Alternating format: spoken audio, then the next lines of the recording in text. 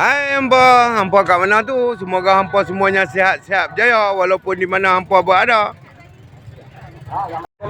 Hari ini Mak Ali berada di pasar pagi Ayak Hitam, sahabat-sahabat tu. Pasar pagi Ayak Hitam. Sedikit view untuk hampa.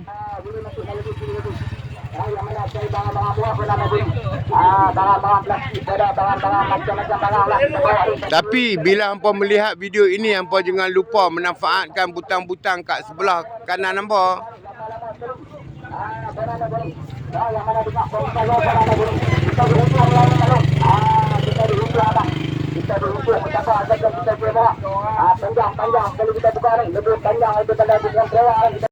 Sesiapa yang bermasalah dengan urat boleh dapatkan minyak Raja Kayu kat Bayou Mak Ali.